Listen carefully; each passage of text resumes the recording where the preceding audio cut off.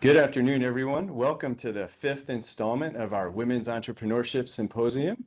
I will tell you that the team that put this Women's Entrepreneurship Symposium together was challenged to come up with something really respectful and really forward-leaning for Women's History Month, which is, of course, March. And the team put together the idea of having an event every Wednesday in the month of March. So this is the final event. And we've had a wonderful series of events, and you have a wonderful panel in front of you today, hearing from three very successful entrepreneurs. I will start off by giving you a quick apology, though, that the Secretary of Commerce, who was supposed to give remarks here, was unable to do so last minute. So she had a last minute call that was time sensitive. She needed to take that, and I know she sends her apology. I've had the pleasure, even though she's recently sworn in as Secretary of Commerce. I've had the pleasure of meeting with her multiple times, and I know that she would want to be here. She described herself in a question and answer session with me as being unusually accessible. That's her phrase, and I love that phrase. And so I know she would love to be here, and the demands of her job have taken her away. So unfortunately, she couldn't make it today, and so I will pass on apologies on behalf of her. But again, you have a wonderful panel in front of you. I'd like to just give a quick recap of our 4 previous sessions. As I mentioned, we've done a session every Wednesday. We have literally reached thousands of people. So this has been an absolute fantastic celebration of Women's History Month and entrepreneurship in general. During the sessions, we've highlighted the role of women entrepreneurs that they play in innovation and economic growth. We've highlighted the importance of expanding innovation to women and underrepresented groups, and we've explored ideas how women entrepreneurs and investors and inventors, can be flexible and adaptive. So a great series. I'd like to thank all of the people who put the series together, and I'd also like to thank all of the speakers for their wonderful involvement. I was able to listen into all but one of the events myself, and again, just absolutely wonderful subject matter that I know has been helpful literally to thousands of people throughout the country. So with that, I'm going to pass it over to Lisa Cook, Dr. Lisa Cook, who is the moderator for this panel that is in front of us. Dr. Lisa Cook is an Edison Research Fellow here at USPTO, and she's also a professor at Michigan State University. So with that, have a great panel. Thank you again to everyone who's participated in the previous events and the upcoming event today. So thank you very much. And Lisa, I pass it over to you. Thank you so much. And I really appreciate the opportunity to moderate this panel. These are some really dynamic women inventors, and I just tweeted about them. And I think it's really exciting to see living examples of great inventors who are bringing innovation that raises the standards of living that we all enjoy. So I am pleased to moderate this panel today. We're going to be talking about the process of innovation and timely innovation. So I look forward to having our 3 guests here. Our inventors today and the people who will be talking about invention as well. Our panelists are Janaea Griffin, founder and CEO of The Commercializer, and Ree Huntley, founder and CEO of Lavai Inc., and Sarah Gibson Tuttle, founder and CEO of Olive and June. I will allow them to tell you a little bit about themselves. We'll start with that, and about their inventions, because they are all fantastic and innovative. I've already heard about them, and I would like to take a stake in each firm. I'm not supposed to talk about that, but that is the level of excitement that I have about their vision and their execution of invention. So why don't we start with that? Just a quick round about the invention that you have or the work that you do And we will start with, why don't we start with Sarah? Why don't we start in the opposite direction of introduction? Thank you, Lisa, and thank you so much to everyone. This is so wonderful, and I'm so grateful and honored to be included in this amazing group of women. My name is Sarah Gibson-Tuttle. I'm the founder and CEO of Olive in June. We are a nail brand based in Los Angeles. We are all about democratizing the salon, manicure, and pedicure, so bringing salon perfect nails to everyone, everywhere. And our business really focuses on making products so that you can easily easily get a salon mani pedi at home. So our inventions, which we'll talk about in a second, we have some patented products. We also have some trademark products, so we can talk about that as well. But we have two patented products, the Poppy and the Posy, both which make it so easy for you to get salon perfect nails at home. So the Posy is for your pedi and the Poppy is for your mani. So super excited to talk about it further and very, very honored to be part of this wonderful group.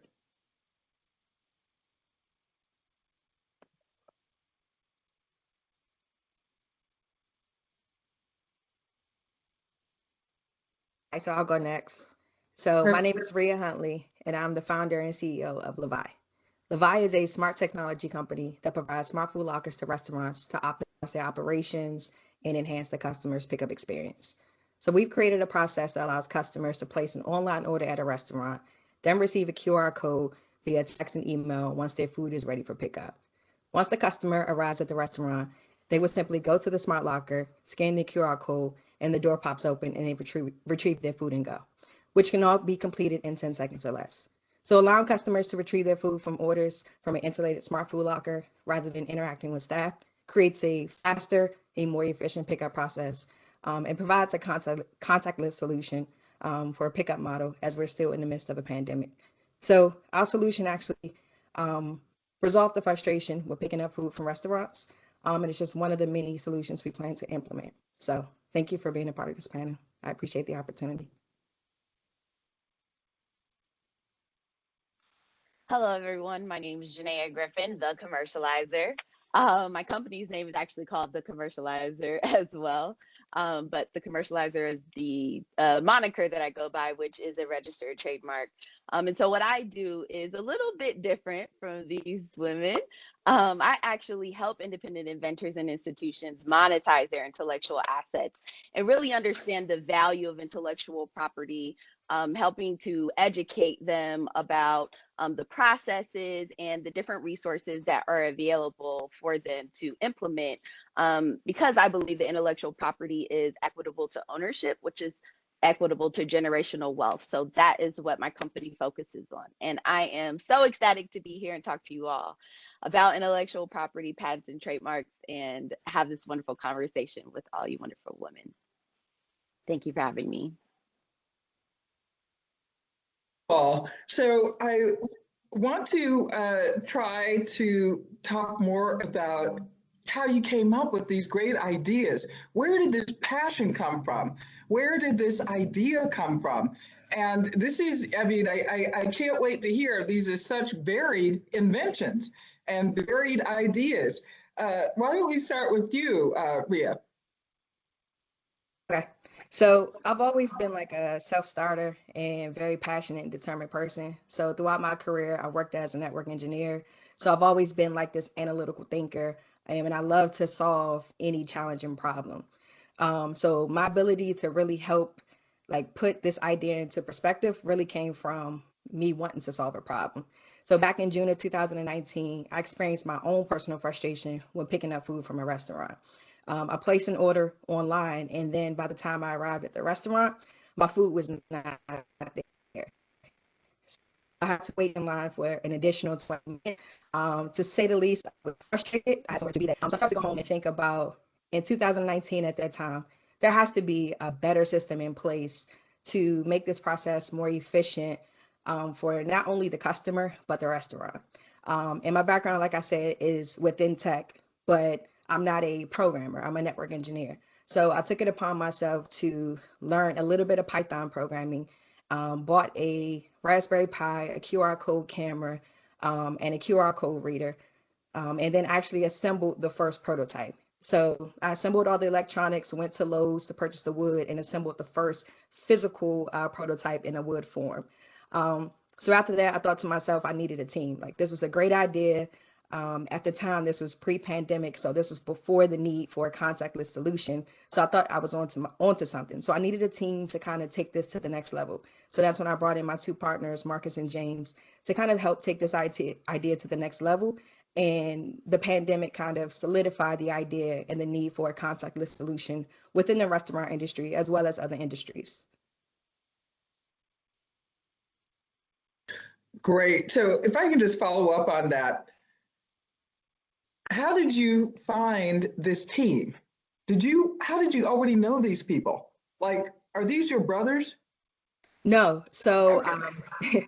so James, him and I actually worked together before. I actually do consulting as well. And he was building a website for me. So I knew James for about almost 5 years now. But I knew he had a background in development and web development. So I reached out to him, just going over there to have a casual conversation, just being friends about his newborn son. Just told him I had this great idea that I thought would be a great potential for us. You know, if they could help me out, that'd be great. And he introduced me to Marcus. So him and Marcus they've gone to school together, went to Bowie State University together. So they've known each other for over 15 years. So once I told him about the idea, the first person that came to his mind was Marcus, and he felt like that would be the great person to kind of bring this together and complete this team. And then it's just been all three of us actually working together where we're handling every aspect of the business, whether it's the manufacturing process, the design of the lockers, the programming, anything cloud-based related, we all can handle based on our own expertise that we kind of bring to the table. So you basically leveraged your work and your personal networks, and Correct. they did too. Yes, they did too. Yep. That's and then awesome. Everything that we bring to the table makes it a perfect team. Like, we all bring a certain piece of the aspect that was missing that I could have, if they'll tell you, I'm a person that will figure it out if I don't know it. Like, I taught myself some programming. So I'll figure it out, but you can't go fast and go far without a team. So I could have done this on my own, but I wouldn't have been where I am right now. So having a team and leveraging your network and whatever expertise they bring to the table helps. Fantastic. No, that's a great story. Great to hear. And typical engineer, but humble engineer. That's awesome. Thank you. You can't go far without a team. Like, what a quote. That's right. So Sarah, we'll move on to you now that we have you on the mic. Where did this passion come from? And the passion to develop this into an invention? I'm sure everyone listening and also everyone on this panel has the same, like, has had this passion forever. Whatever you're doing, you have passion for. I think if that is who you are as a person, I think people are like born inventors, you know, like you have this thing and you have to do it. So I've had a lot of those things along the way, but for me, you know, my father, my uncle's an inventor, but my father and my mother were both entrepreneurs. So I think I've always had this like bug to do something and create something in the world that is new and that doesn't exist. When I worked in finance for 10 years and really wanted to do something different, I wanted to create something new and different. We actually started as a nail salon chain in Los Angeles, and as actually, you know, one salon is what we really started as. And so as we grew that business, what my natural curiosity and my want to make people happy then translated into, what does this market look like? And what we found was that in nails, you know, 90% of the industry in the United States is in services, is in salon revenue. So you have this very small at-home piece, but if you look at makeup or hair, it's 55 or 60% in makeup, or excuse me, hair is at home, and 99% of makeup is at home. So you just have this like obvious gap, this last frontier of beauty in nails that hasn't been, you know, it's a really hot market, but it hasn't been, nothing's been done with it, right? Like at-home nails has been kind of ignored. And so I'm so naturally curious and have this deep desire to make people happy. And, you know, to the point before, like solving pain points, like I understood that women felt mostly women, some men, but mostly women, it's a mostly women category, feel like they cannot paint their own nails. They feel like they have to go to a salon. That's why 90% of the revenues were in salons. So for me, when I saw people walking out of the salons feeling good, I thought, how can I scale that? How can I give that to everyone? And our salon manicure was starting at $35. That didn't include gels or art. So it was a pretty, it was affordable luxury, but it was still expensive. And so how do you truly democratize something? How do you create something and give it to everyone truly? Well, you do it by creating products that, the products before Olive and June that were on the market were essentially professional products on a shelf for a consumer. So you look at the consumer, you take the lens and you say, how do I make a polished bottle handle that people can actually hold in both hands? So their right hand and their left hand look exactly the same when they painted it. How do I have a foot stand that doesn't exist right now that translates into a whole system of petty tools so that people can they can see their foot when they're painting it? And so for me, the passion is, I've always had it. But I think as I kind of really was in the market and was seeing our customers so happy in the salons, I thought to myself, how do I bring this to everyone? And I think like everyone on this panel, like we want to create something new, right? We don't just want to do what's been done. Like that's not that interesting. If I was going to do that, I would go work for a rock star at their company of things that they've built. I really have a deep passion for creating something new and for really just giving new experiences. And so for now, that's in nails. That's awesome. So before we move on to Janaea, I just want to make an observation. Both of you thought of this before the pandemic.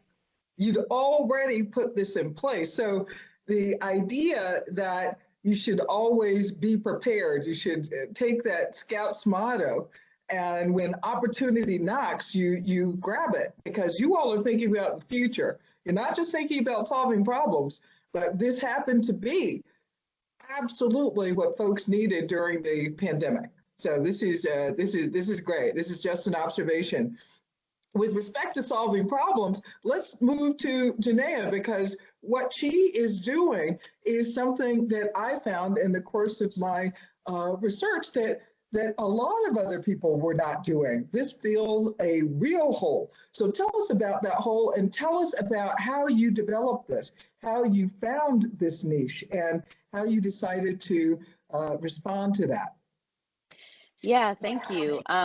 So I graduated from an HBCU, a historically Black college university, go Graham fam, Grambling State University. And I got 2 degrees, so one in criminal justice and the other in chemistry with a concentration in forensic science, which is completely different than what I'm doing now. And so what ended up happening was I graduated and got into a program called the Integrated Technology Transfer Network. And it took STEM students from HBCUs and it taught us the business side of things so that we could basically translate the technical details into a value proposition that business people would be able to understand. And once I was able to understand that entire ecosystem and like federal laboratories and technology transfer and how the government spends upwards of $150 billion every year on taking technologies and inventions and basically doing R&D, research and development, and commercializing those technologies, I knew that there was a space where technology could not just be in the lab, but also in the marketplace. And I understood from the jobs that I have that a lot of people just don't know what technology transfer is. So once I connected those dots and I said, hey, I actually went back to my university and I said, where's our tech transfer office? And they didn't really have one. They didn't really know what I was talking about. And from then I'm just like, okay, well, I knew that my passion was establishing connections. So that's problem solving, that's connecting with people, that's connecting, technologies to a completely alternative industry than what it was originally created for. Once I learned that skill, then I said, okay, well, I want to look at HBCUs and minority serving institutions that may not be playing in this space. And I want to teach them about technology transfer. I want to help them stand up their technology transfer programs. And then it actually translated into my current position where I'm a contractor at NASA Armstrong Flight Research Center, and I help them with their technology transfer as well. And so maybe in 2000, I want to say in 15, I was an executive board member on the Federal Laboratory Consortium. And so that's over 350 federal labs that all practice tech transfer. And I understood their resources, and then I knew where those gaps were. And I said, okay, I'm going to take this to underserved communities because there's no education around intellectual property. We don't necessarily value it the way that we should. And in even doing a testimony to Congress in January of 2020 on diversity and patents, the research was even made even more clear that there is a huge gap that exists because you see in terms of patent ownership, when it comes to African Americans, there's 6 patents per million people that are owned by African Americans. And so that there's just a huge gap, especially when it comes to the economics of intellectual property within the industry. And so I also learned that 84% of the S&P 500 companies, their value is derived from patents and intellectual property. And so I said, okay, well, if that's where the economics is, if that's where innovation lies, if that's where the trends are going, then I want people who look like me. I want people who are in underserved communities that may not be able to have access to capital or access to these resources. I want to bring that information to them. And that's what I did. And so I went around the country and I spoke at every conference I could, at every roundtable I could, about all of the resources that the federal labs had, about all of the resources that I could find on technology transfer and the funding that was available so people could start getting into tech. And even if they weren't tech savvy, they could at least have some sort of intellectual property that they could leverage to create their company or turn their company into a tech-based one or a tech-enabled one. That's fantastic. That's great. That is great to hear that you have created, though through a private mechanism, a public service, a public good.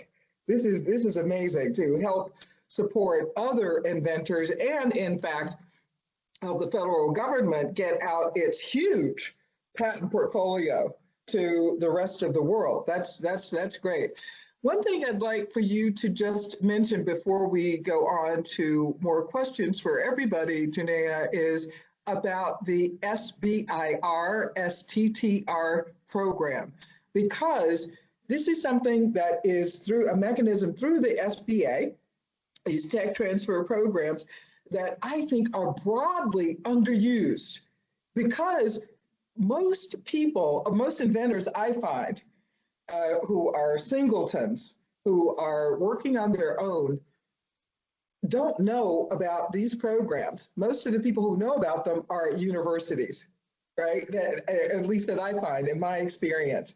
But could you just say a little bit about that and how you might connect them to this program, or how they might get connected to this program, because it's huge and it can help businesses scale up, do what Ria was talking about, because she had the personal networks, she had the contacts, the knowledge base, the work relationships to be able to execute this new invention. Many people don't have that.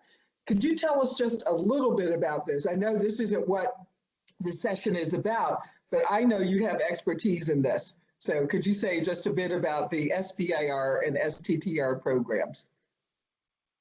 So yes, and I will not claim to be an expert in SBIRs and STTRs, but what I do know is that I've done the research on the different resources that are available. And this is a lot of the funding that I do direct people towards into, like, investigating a little bit more.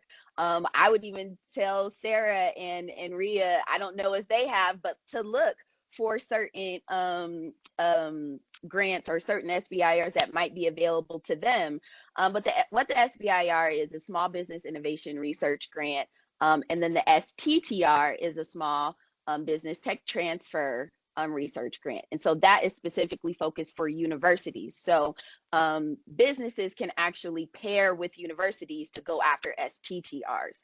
So what an SBIR is there are 11 agencies that participate in this program. There's over $2.2 billion that is allocated for this program for small businesses to essentially help the government solve problems that they're facing. And so they reach out to industry and they say, hey, these are issues that we're looking to solve, or these are problems that we're looking to solve. We want industry to help us with that, and we're going to pay you to do that. And so there are 3 phases.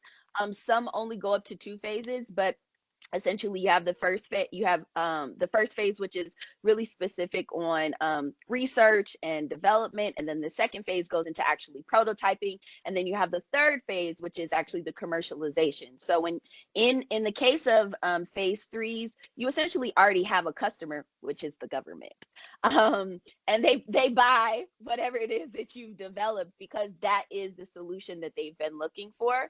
But they actually help you to develop it alongside you, which I think is really great. And the money is non-dilutive capital. You don't have to pay it back.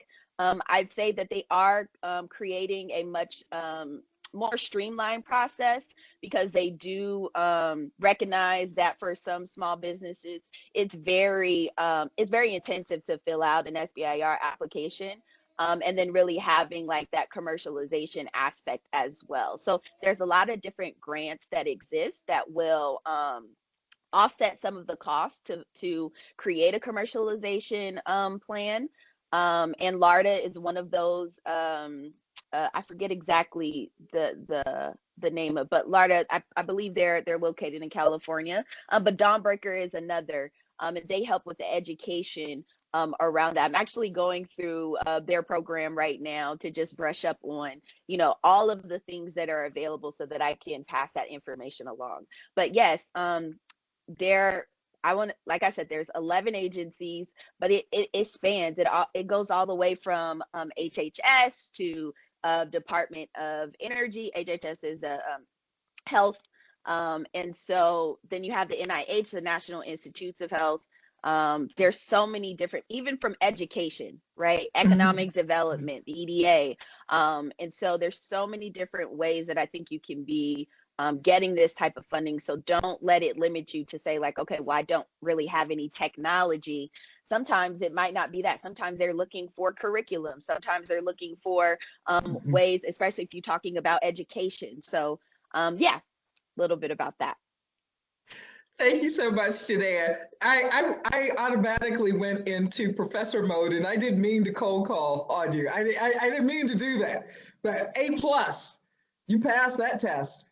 That's amazing. So thank you for talking about those resources, because I think they can be really helpful, like you said, and very few people know about them. I worked on the Department of Energy review of the SBIR and STTR. And I think the kind of conversation we are having is exactly the kind that needs to take place. And there are many different needs. So certainly one should take that into account. One thing I want to ask you all, Janaea, it is somewhat apparent how you determine what your intellectual property needs are. But could you make that explicit? Could you just give us a short description of how you decided to incorporate yourself, how you decided to develop your intellectual property, and how you decided to protect it? Absolutely. And it's a cute little story, but once I figured out that nobody knew about tech transfer, and I was just like, okay, I'm making it my mission to, I like to say, spread the gospel. And go around and speak to different, communities around the resources and subject matter expertise that they had available for them. I said, well, I need to have a professional moniker. I need to have a professional profile, because I didn't want, I have fun. And so I have, I went to college, I have my college life, and then I have my professional life. And the two have blended now, obviously. But I said, you know, I want them to be able to go to one location to be able to get all of the information that they need and to follow me where, you know, where I may be going. They can meet up with me. They can, you know, set book appointments with me to talk. And so I did. And I said, well, what do I do? What do I call myself? And I'm like, you know, well, I commercialize stuff. Well, I'm the commercializer. And so that's what I started calling myself. And it wasn't a business at the time. It just was a moniker that I went by. And so I said, well, if I'm going to be talking about the value of intellectual property and I'm going to be advocating for people to own their IP, then I probably should own mine as well. And so that's what I did. And I reached out to a couple of friends that I knew that were patent attorneys, and they helped me get a trademark. And it was registered, it's been a minute now. I want to say 2016, 2017. And so as I was going around and talking to people would ask me like, oh, do you consult? And I was just like, sure, why not? And then, you know, I started getting, you know, requested to speaking engagements and different things like that. And so as that started to come, I said, okay, well, I need to have some sort of like corporate entity, because I don't want to pay all those taxes as a solo entrepreneur. So I did. I incorporated, I got my LLC, and then it now has transitioned into having a business model. And now I'm actually transitioning that into a software as a service to be able to provide the back end for tech transfer offices where I'm going to help them set up on HBCU campuses. That's awesome. That's great. That is a great story. Sarah, do you have a trademark and a patent and some other type of intellectual property? Tell us about your intellectual property needs and how they developed. Yeah, by the way, I just like love these two women. I mean, like listening, I mean, Lisa, I love you too, but I just like these two women are so impressive. I'm like, just keep talking. I could like sit here forever. I could be here for 4 hours. So as a, just love y'all. As a consumer products brand, like we have trademarks for, you know, logo, brand, you know, brand marks, all of your Manny, et cetera. And then we have patents, and we have a patent library on not only the products we currently have out in the world, which is the Poppy, like we talked about, that polished bottle handle, and the Posy, the foot stand. We also have a bit of a more extensive patent library of things we haven't that haven't made it out in the world yet, and we're working on a few others. Not everything that, I'm sure everyone knows this who's listening, not everything that you patent is actually you can make. It's a crazy thing. So you have this idea and you hopefully patent it or at least put the application in as soon as possible. So that then, and sometimes it just doesn't fully come to fruition. So I've had a few of those that I'm not totally sure if they'll come to market, but they're amazing ideas in my head. So if the Jetsons like exist, these ideas will exist as well. But the way, you know, when I first started Olive in June, I took my savings from finance and started Olive in June, and then I took on a friends and family investor group. We're not venture capital backed, but I did have some investment, and so we went to a lawyer straight away, which was like, you know, fantastic for us, but not always the case for everyone that they can, you know, just hire a lawyer. So there are a ton of resources that. Obviously, this organization, Janaea, et cetera, like there are other resources, people that you can talk to make sure that because you can file for this stuff yourself, which is you know, it's very, very daunting. So definitely utilize the resources that I know they're going to share more at the end of this panel. But you know, I think even if you can find someone that's like a lower cost lawyer, like ultimately just someone helping you through the process is super helpful. I do feel very grateful and lucky that was where I was at, because I'm really terrible at legal. So I think that I would have messed something up, but I also think, like to Janaea's point, like you get help from friends, right? You figure it out and you make sure that you have some sort of assistance, because all of your friends have different skill sets. And so, but we did go through a lawyer, and we do have trademarks and patents. And I think ultimately for us, like it's not really protection of somebody not stealing your idea, because ultimately, if a bigger company comes along and steals my idea, it's a bit of like just protection in the world of the nail world will go crazy because someone stole my idea and it was patented, right? And so it's a stake in the ground of saying like, this is mine first. It's different for my panelist partners. Their patents and trademarks work differently for their businesses, I'm sure, but for consumer products, it's really, it's about putting a stake in the ground, kind of, in a way you're making a statement to the world versus it's like total protection. And just to say one more thing, sorry, I don't know why I'm going so long, but would someone use, like I've seen people use some of our things, like Oliver Manny and like our ampersand, and it just depends on it depends on things I have marks on, right? So I could absolutely send letters. It just depends on like, do I really care if a nail salon uses Oliver Manny? No, I kind of think it's cute. And I'm like, I think that's fantastic. Like, let's all be one big community. So I think as everyone on this call is like thinking about why they're getting IP, then you think about why do you want it and need it and what does it mean to you and your brand? Because sometimes it's not about total protection. Sometimes it's just about making sure that someone else can't patent it or trademark it around you. No, well said. And I think one of the things that you're pointing out, Sarah, is that different types of intellectual property rights protection are complementary. So you may not need just one, or you might need just one. And one might be a formal way of protection, a trademark or copyright. And then the others might be just visibility, so that when something goes awry, when somebody infringes, you can make the decision of whether to escalate it in one way, a formal way, or escalate it in an informal way that might save a lot more money. I think it's really incredible to watch Coming to America and Coming to America. You know, the fast food chain that Eddie Murphy's character is working in is such a knockoff. It turns out being advertisement for the real thing, right? For McDonald's, right? It's not even worth pursuing, suing this one person for trademark infringement, and certainly not patent infringement, because he tells you that the recipe is different, right?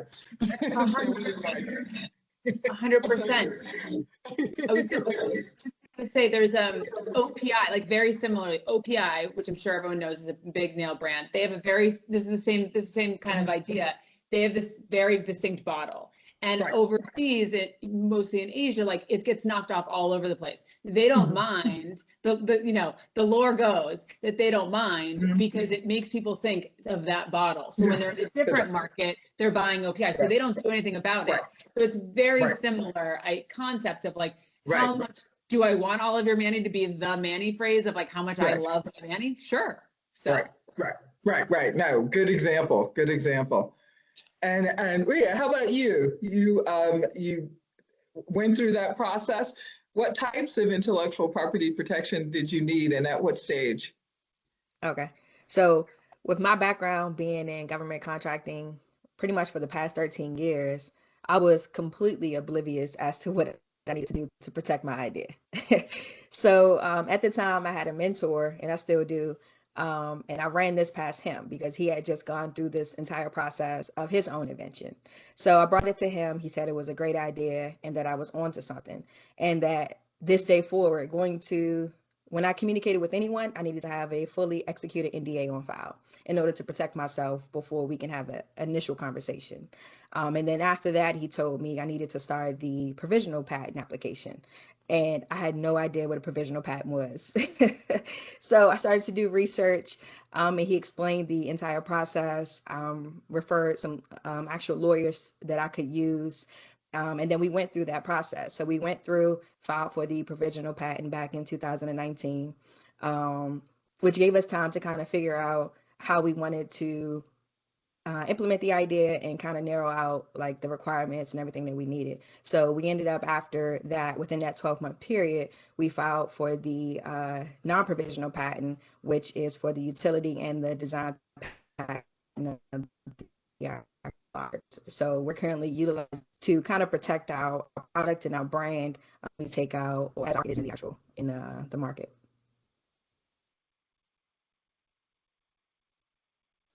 No, that's awesome, and that's an awesome story. There, you all started from three very different places. Although Janaea and Ria, you have some familiarity with government contracting in your background, but this information was leveraged in different ways, but it was certainly informative. Ria, how did you get your mentor? How did you know somebody who knew something about invention? So I actually have another business doing government contracting. So I started this business back in 2014 to provide IT consultant services to federal governments.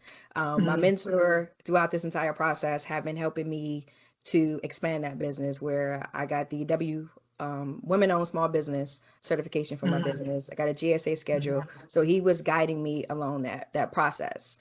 But he always told me government contracting was a great route to go down. But it's all about who you know sometimes, and that can be very frustrating. So he pretty much said that if you're in it, you're in it for the long run. But if there's something else you want to do and you develop an actual product, that's something that you control and you own. You have the say so into that.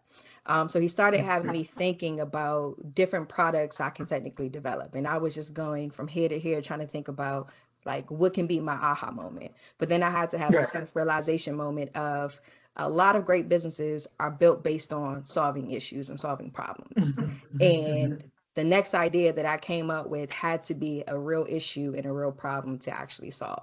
So I've known my mentor for the longest, and he's helped guide me throughout this process. I met him through one of my friends who thought he would be a great mentor for me. And he's helped shape my career and provide that backbone support for especially things like this when it came to the patent that I just didn't know, and I just wasn't aware of it because this wasn't my industry that I was known for. Government contracting, I was learning that and knew just about everything I could know. But when it came into developing a product, getting a patent, understanding that process, I truly relied on him to provide that information, or just a person that I can bounce questions off of in case I needed some type of clarity. That's awesome. And the reason I was asking this question is because a lot of my research is about how these networks are created and leveraged and how folks get access to them. So that's why I wanted to know about your mentor. And it's great that you leveraged your personal networks again and listen to the advice of your friends to suggest personal mentors. That's fantastic. That's a great story. So I'm going to pivot back to something else that we were already talking about, and that was the pandemic. I guessed in terms of how applicable your technologies are to this environment and your business is to this environment. But could you tell us something about this explicitly? And I'm going to start with Janaea on this one. Janaea, how has your business changed during the pandemic? Well, what I mentioned earlier about transitioning into a software as a service platform company, essentially I was just consulting. And so once the pandemic hit, a lot of the conversations that I was having with HBCUs kind of came to a halt. And I was just like, okay, so what am I going to do? I'm not sure. I have a team. And so I did end up getting, the PPP. And so that was really helpful. But I think, afterwards, it was just like, okay, I want to figure out how to make this sustainable, because that's what my focus is on, is how do I help HBCUs create a sustainable ecosystem with technology transfer and intellectual property at the core of that. And so really just thinking about, well, there's only one of me, right? And so like, if the pandemic is going to create a space where, I'm not going to actually be able to go out and consult and do these different things, then, I just had to figure out something in terms of like, what's a long-term strategy in a way that I'll be able to help a lot of people at the same time, or a lot of institutions at the same time. And so, yeah, I essentially said, okay, well, if I do some sort of like software platform or management platform, then I can go in, I can implement it, and then just move on to the next, university and the next institution or the next person, and really just have that running in the background and someplace where they can go to really help them continue to foster that sustainability once I educated them about what they needed to do. So yeah, and then I also got another contract, which was great because, you know, obviously in the wake of the pandemic, George Floyd was murdered, and then there was an an uprising. And, you know, a lot of issues were really coming to the forefront. And so I started working with Baylor College of Medicine. They have a TRISH program. It's called the Translational Research Institute for Space Health. And they are looking to connect with people of color, looking to connect with more diverse applicants or diverse entrepreneurs that would be interested in actually translating their products for space applications. And so with that, I think it was a really great opportunity. And so it's not quite tech transfer, but it is really connecting people with resources and funding around how they can further develop their technologies and continue innovating in those spaces. Oh, awesome. Awesome. Ria, how about you? How did the pandemic affect you and your business? So I would say every tech startup has its own set of challenges when launching a new product, especially in an unproven market. But in 2020, we never expected to launch out smart food lockers in the midst of a pandemic. So like many others, we were forced to like adapt our existing operations. As a result, we had to build, test, and deploy a new product within the restrictions of like social distancing, which kind of helped and hurted us at the same time because we were like, hey, we have this perfect idea, but restaurants at this time are suffering their own current issues. And a lot of restaurants actually weren't prepared to convert over to a strictly takeout model. So just imagine having this great idea and you're in the face of restaurant owners who really don't want to speak to you nor be around you because of social distancing. Just kind of trying to convince them to say, hey, I know you're dealing with your own set of issues, but I have this perfect product that can help you. A lot of restaurant owners weren't accepting at that time due to everything that they were trying to get under control. But then once things started to calm down, they realized how efficient a product like ours would make their pickup process. And a lot of restaurants are actually trying to improve this process by doing like a bookshelf or an open table, but those solutions introduce other issues. So now you're introducing that lack of security as well as order accuracy. So some restaurants could deal with theft or just someone accidentally taking the wrong food. And that's why a solution like ours actually provides a better process, whether in the midst of a pandemic or outside of the pandemic. So just having a smart locker solution that we were trying to put out was a great solution, but almost bad timing to target our target market.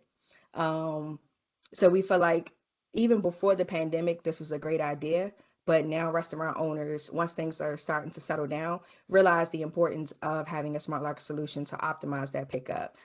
Even past the pandemic, I feel like a lot of people, including myself, will still be hesitant about picking up food from restaurants, especially if it's sitting on an open table. They're more so concerned about how they retrieve their food from a restaurant now. And I don't think many people thought about those things way before the pandemic. No, that's awesome. That's awesome. Sarah, what about you? How did the business change?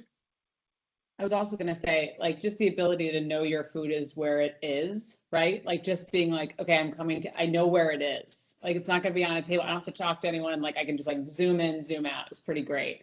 For Olive in June, we launched our Manny system, so the all-in-one, everything you need to do your own nails at home, your Manny at home. We launched that Manny system a year prior to the pandemic. So it's always like, everyone's like, oh, you pivoted to at-home nails because we had salons, right? So we had salons and a product line at the time. We've obviously since closed our salons and, you know, kind of a question mark for the future for them. But So we didn't pivot, but it was, it was a business that was kind of like the little sister business to our salon business. And so obviously it's become the focus as we have, as we have gone through the pandemic. I think I had a grand vision of, I'm going to teach everyone in the world how to paint their own nails. And I thought salon clients, at least they could fix chips, but the vast majority of this country and the world, most people like can't afford a weekly nanny. So I'm going to give this to them. I'm going to teach everyone how to paint their own nails. So like makeup and hair, they have the ability to do it themselves, which no one felt like they had in nails. So to then go through a pandemic where people were forced, if they cared enough, to do it themselves, we now have a very vibrant and large community of people that are like, this is so easy. How did I not know how to do this? And like, thank you for solving this problem with this system, with this kit, this all-in-one kit. I don't have to think about it. I'm not going to a drugstore and trying to figure out what I need and what I don't need, like what's fluff and what's real. So the pandemic has given us the ability. I mean, we went live, Instagram Live, for 7 weeks in a row. And so 49 days of Instagram Live, which is a lot.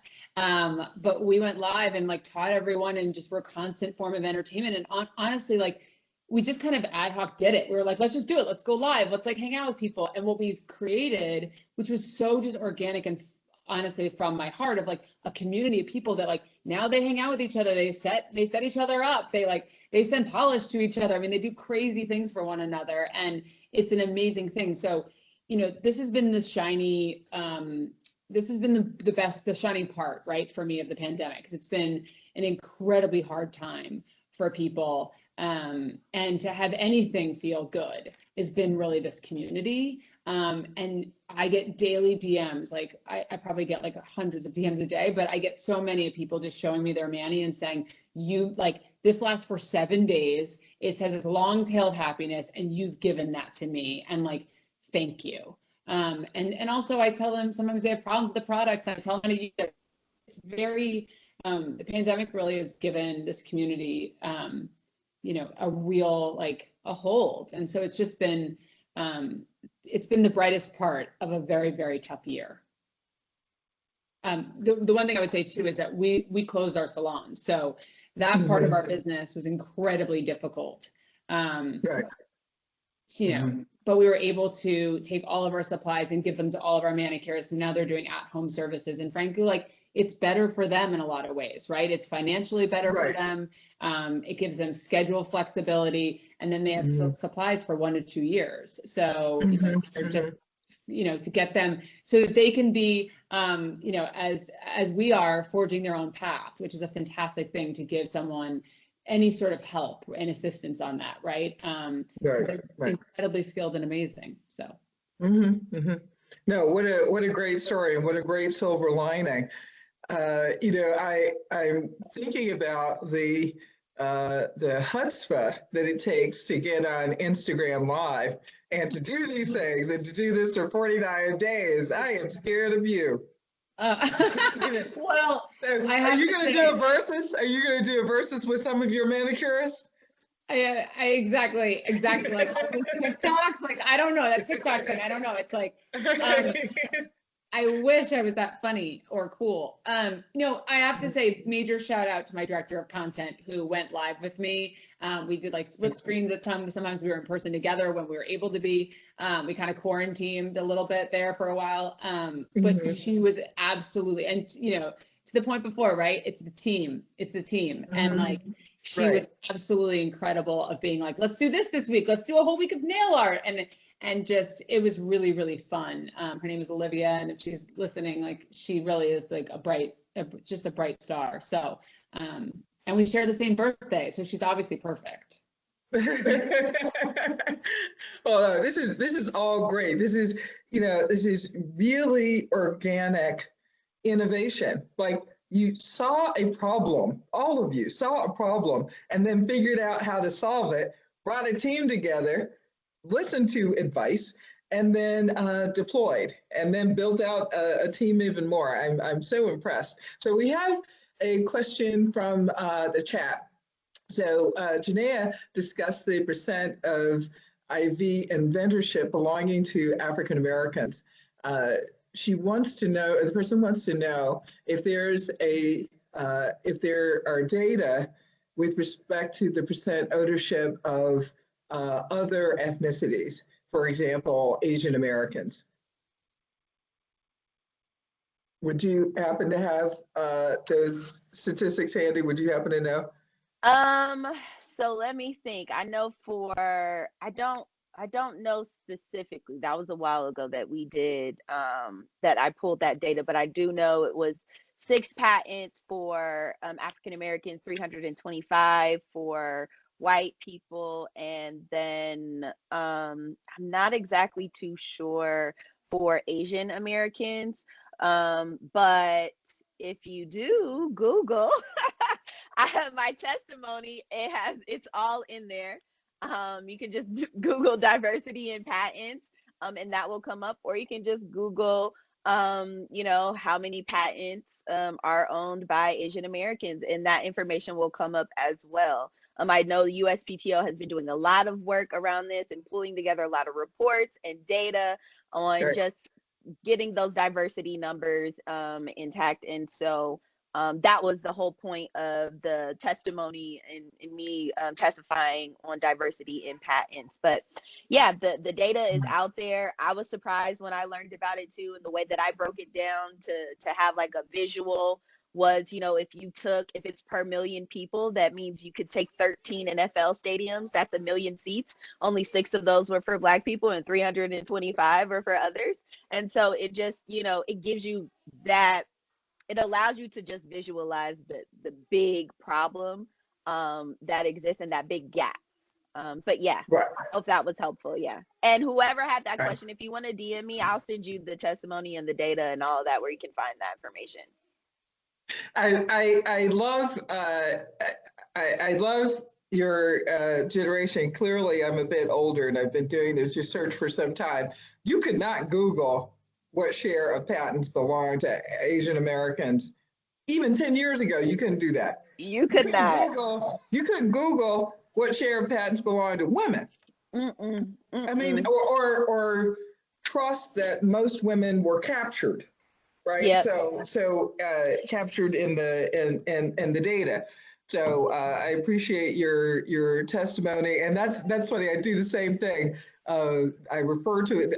I do a lot of additional research for testimony for Congress, and certainly refer people to it all the time. So thank you for that. Thank you for that testimony. And one thing I'll say is just to give Dr. Cook her flowers.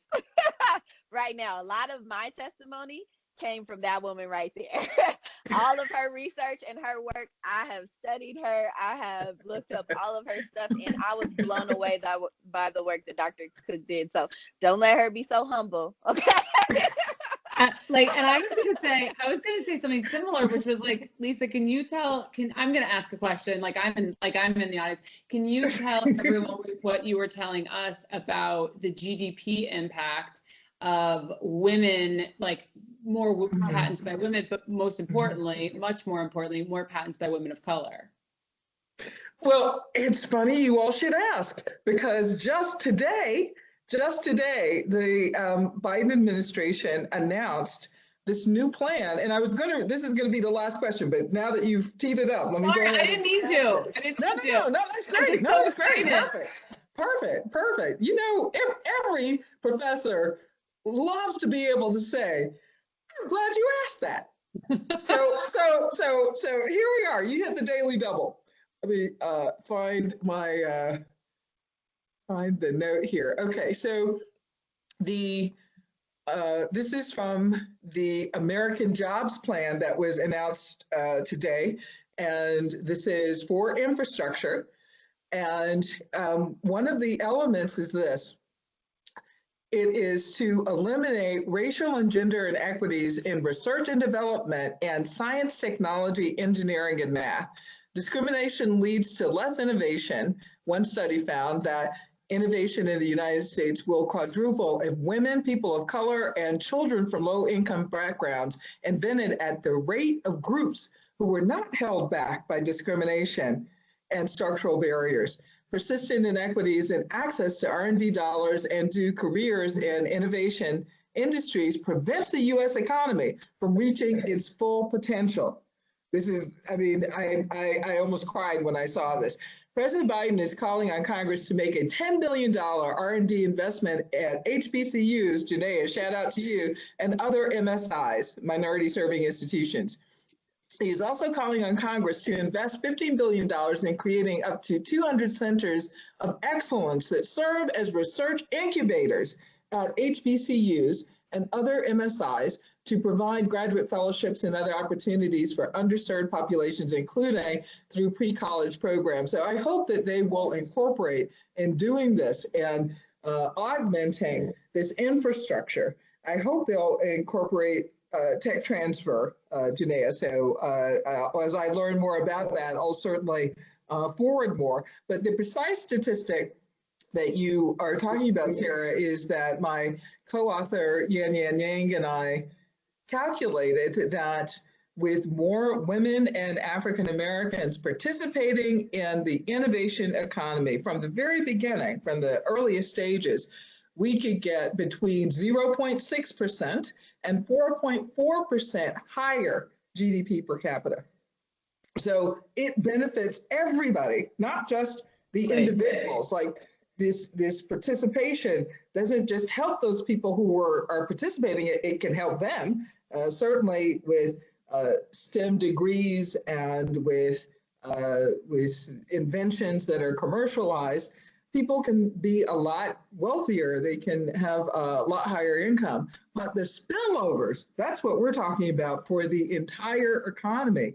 My whole research and I would say service and public service have recently been focused on making sure that those frictions between ideas and from getting ideas from the lab or from one's head. You've heard about all these ideas in various heads out in the world and to commercialization, reducing those frictions, whether this is embodied in workplace climate or in some form of discrimination, racial, gender, ableist discrimination. I've been trying to help minimize that to augment the free flow of ideas, because as you all demonstrate, ideas can come from anywhere.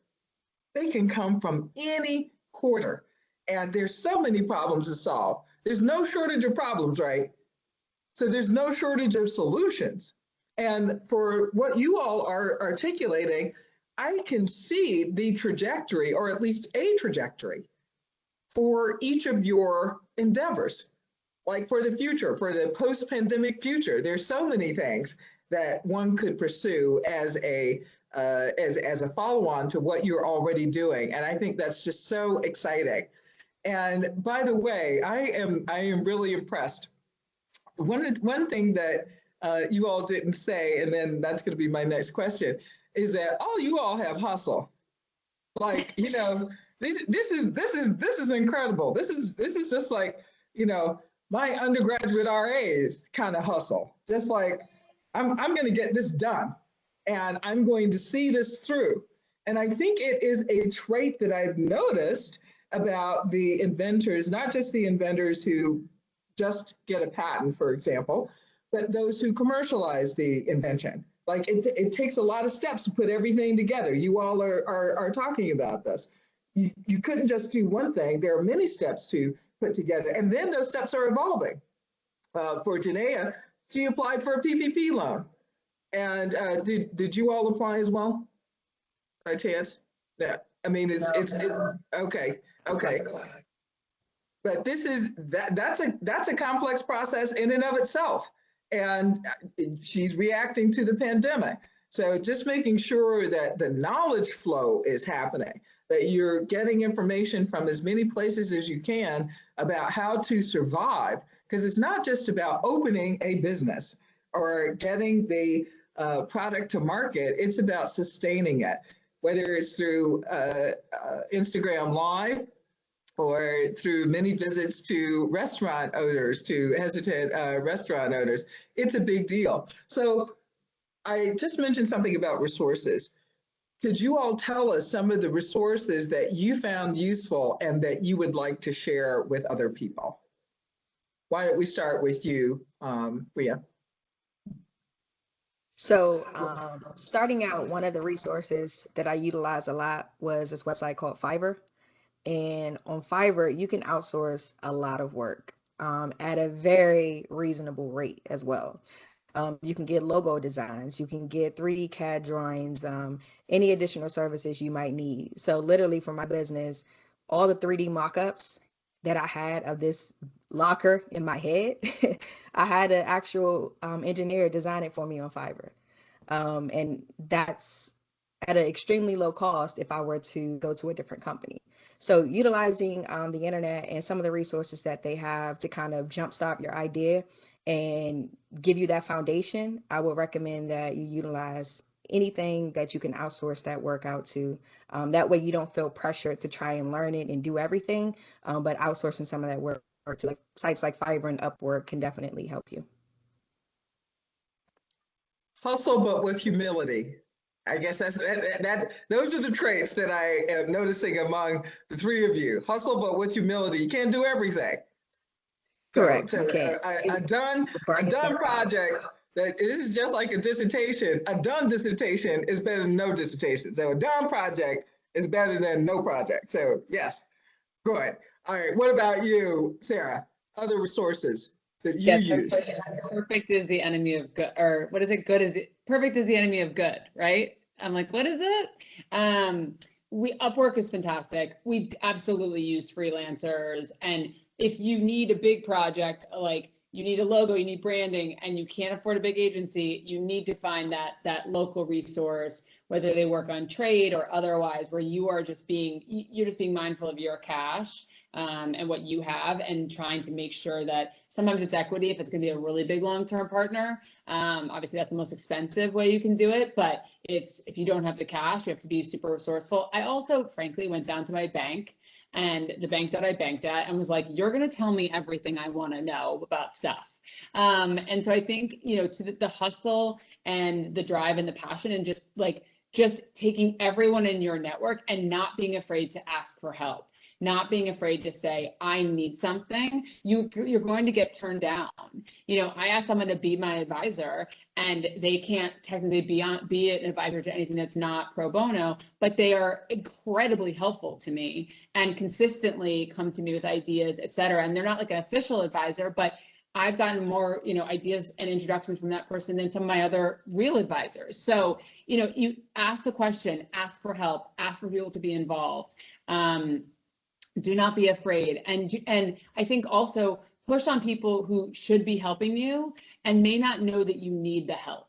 Because I think if you learned anything in the last year, is that not enough people, especially people of color, but not enough people, period, like women especially as well, like have access to what they should have access to, and start leaning on people. DM us, as Lisa's like, what's DM? But it's like, get in touch with us, like get in touch with the people that can help you, and ask, because people constantly ask me for help, and if I can't get on the phone, I will do an email Q&A with people. We need to be supporting one another and answering questions whenever possible, because this is an ecosystem. So don't be afraid, just ask the question. The worst someone does is ignore your request and say no. Oh, that's right. And no is typically no right now, right? So, right. I always think you gotta keep at it, and I'll add on to that. When I started doing this research, I was told that if I were to study women and African Americans in patenting, that I would never get tenure. And this is from senior women economists, eminent women economists. And I said, that's strange. Like, why did I learn all this stuff? Like, I should be using these tools to find where the gaps are. Like, there could be so many more people contributing to this endeavor. And for this to be turned into the Success Act and the Idea Act, for me, is just humbling. right, to be turned into legislation, which says there was a real hole, right? So we have to be much more, we have to be like you all, courageous. This is courageous. You had an idea and you pursued that idea. You had some hustle and you saw it through. And I think that's just, that's so commendable. One of the questions that we've gotten is, what is the one thing you wish you had been told when starting your innovation journey that you want to share with others? Why don't we start with you, Rhea? I guess that trying to raise funding wouldn't be this hard. So I always heard there's a notion behind African Americans having issues with trying to raise funding for their business. And like my company's in a position where we have customers. We have our lockers in restaurants within DC, Maryland, Texas, and we just secured another location in Indiana. But to investors, that's not enough. You know, they want more traction, but to get traction, you need funds. So we've been bootstrapping our business up until this point, and we're going to continue to bootstrap it until we can secure the investment from an investor. But I wish someone would have told me the truth behind funding and how difficult it can be at times. So I have a question and a comment. Let me make the comment first. 1% of all VC funding goes to African American founders, 0.2% goes to African American women founders, and 5% goes to women founders. So we didn't know each other then, Rhea, but I wouldn't have articulated that to you because that could have discouraged you. Right? Correct. And by the way, it seems, yeah, I have an idea that involves Chick-fil-A in Atlanta.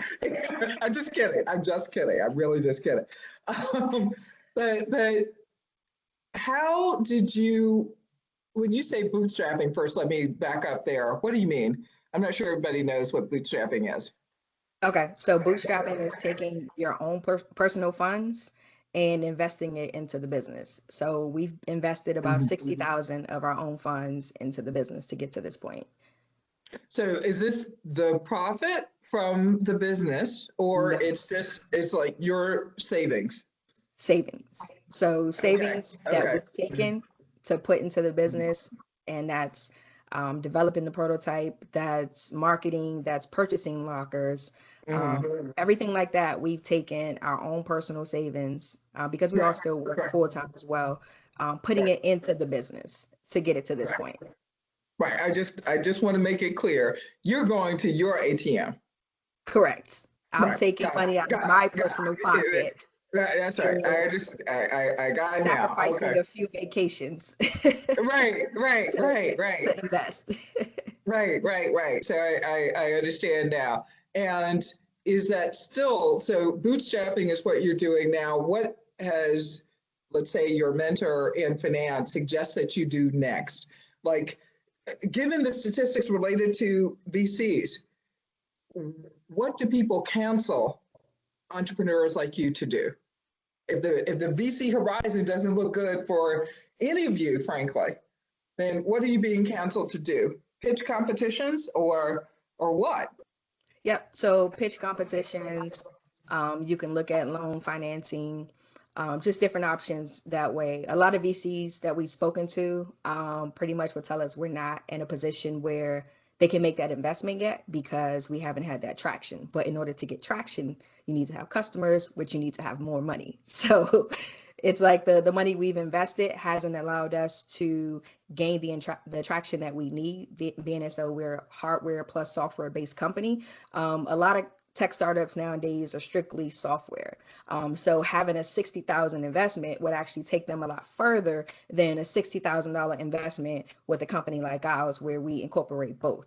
So being as though we've invested so much, it hasn't allowed us to grow where we need to grow to entertain those investors. So therefore, the pitch competitions, the grants, different things like that are our next best option in order to continue to grow, unless we find that right investor or angel investor that believes in the vision so much that they can see past the fact that we're a new startup and we're slowly gaining that traction, but just not at a point where a commercialized investor would invest at this point.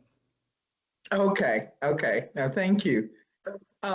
Sarah, what about you? What's the one piece of advice that you wish that someone would have told you at the beginning of your innovation journey? I'm also like, let's take that conversation offline. I have some thoughts because I do have some angel investors. So I'm like, let's have that combo. And I'm very hopeful that the investment focus, I think there has been a shift in the last year. I think there has been a shift in the last few years for women generally, but in the last year for women of color. I'm very focused on that, and myself as like an angel, a very small angel investor, but also as someone who is like, how are we building these networks? How are we connecting? But I'm hoping that the institutional investor community will wake up, because even me walking into a room, the questions that I'm asked they start from a place of no. And we have to, everyone on this panel is so freaking impressive. Like, come on. We have to start from a place where everyone gets the same place. If everyone gets a place of no, that's fine, but it's not that way. And then you have these repeat serial entrepreneurs who are white men. It's like, I wonder why that happens. Well, they keep getting funded. So anyway, sorry, I could talk about that forever. The question is, what was my biggest hurdle? Sorry, Lisa, I lost it. What's a resource you would share with people? Sorry. What's the one thing that you would have been told, that you would like to have been told? Sorry, when I get mad about that, I just can't stop. I think similarly that it's not like Instagram, and this world has become like everything is glossy, and everything is like you are a one-hit wonder and it happens in one day. You launch a product and you are sold to some conglomerate and life is perfect. And I think these stories are wrapped up in a bow for us. It's like the founder of Spanx, like just like wanted to like figure out something for women, and then she created it. Now she's, a billionaire. And I think that these stories are wrapped up, and then you start listening to what it took. And she went to 17 to like 20 manufacturers before anyone would pay attention to her. And then she did a small run, and like all the things. I think like these things are not built in a day, and they are not splashy and glossy, and they're hard, and there are so many no's. And as an entrepreneur, as an inventor, you are someone who's going to go through like serious like peaks and serious valleys, and you have to want it more than you want anything else in the world. But if you do, you will, if you have the hustle and the drive, you can get there. You can figure it out. Whether I wanted to be the dry bar for nails, but now we're going to democratize the salon, manicure, pedicure. Like, you change, right? You pivot, you weave, you adjust, but it's not glossy. And I wish the resource for me had just been someone that could give me a pep talk every day and say, it's not going to be easy every day. It's just not. And someone to be like, that's okay. Because I think you go into this having read all the articles and be like, I'm going to be the next X, and this is going to be great. And it's really hard. Right. Now, that's really good advice, really good advice. And finally, to close us out, Janaea, what would you like to have been told at the beginning of your innovation journey that you weren't told? So two things. So one, from a mental standpoint, is that, everything that was happening was going to happen for me. Like, regardless of like what was coming at me or what kind of hurdle I was coming up to, like it was there because it needed to be there. And at the end, I was going to be okay. Like, cause we stress so much and we worry so much about like, oh my gosh, how am I going to make it? What's going to happen? And then like, oh, and you're here, and that's something far in the past that you can now talk about and give your experience on. So just that from a mental standpoint. And then because I went to college and just understanding and seeing all the resources that we pay for that come in our tuition, I wish somebody would have told me to leverage those free resources. Well, not free, but the resources that come with the college tuition that I'm paying for, to the best of my ability, because then I probably would have focused more on like, okay, what are the resources that I have access to? And now how can I take those and solve problems with them within my community? Because I've always been a problem solver. I've always tried to connect the dots and figure things out. But if I would have known about the resources that I had access to long before I had access to them now, I think I probably would have been a lot further. Awesome. Thank you all so much. These are just incredible stories. You've lived incredible lives. You're adding so much to the world. You are such an inspiration. Thank you so much for joining us today. I'm going to turn it back over to the USPTO folks who have brought us this great conversation. Thank you, Dr. Cook. I didn't want this panel to end. My name is Nathania Ferguson. I'm the manager here at the Office of Innovation. I also want to thank Dr. Cook, Sarah, Ria, Janaea for the rich conversation and sharing your personal stories and information to help other women become successful entrepreneurs. I think this conversation is a reminder of the importance of intellectual property and how when we take our ideas from concept to commercialization, we're not just solving our individual problems, we're providing solutions to people around the world, creating jobs, and ultimately improving the American economy. As mentioned earlier with Drew's introduction, we are so very excited to offer a women's entrepreneurship program every week in March in celebration of Women's History Month. We hope you have been able to join us for the last 4 programs and you have learned from our distinguished panelists consisting of successful women entrepreneurs, inventors, and subject matter experts from both industry and government. But if you weren't able to attend or you missed a portion of a program, you can view the playlist of all of our Women's Entrepreneurship Symposium on the USPTO's YouTube page. And please share the playlist with others that may find the content to be helpful. We hope to have the recording for today's event posted soon. While we have shared various resources during previous programs, I want to share 2 more USPTO resources that are free and available to you. Next slide, please. First, the USPTO Assistance Centers. If you have general questions about the patent and trademark processes, such as how to start, what form do I fill out, the Patent and Trademark Assistance Centers are here to help you.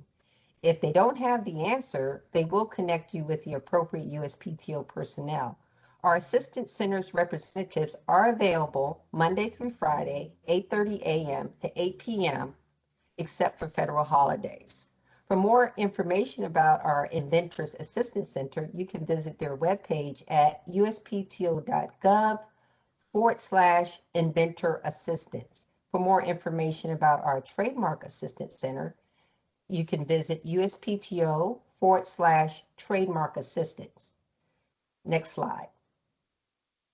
The second resource is our USPTO locations webpage. There are lots of resources and assistance to make filing for a patent or registering for a trademark easier and more affordable. By using the USPTO locations page, you can select your state to find free legal assistance for filing a patent or registering a trademark. You can also find a registered patent attorney or agent, an inventor and entrepreneur organization in your state, and also, which is not stated here on the slide, you can also find a patent and trademark resource center. Our centers are staffed with information experts trained on how to use search tools to access patent and trademark information. You can access this page via our homepage at uspto.gov and clicking on the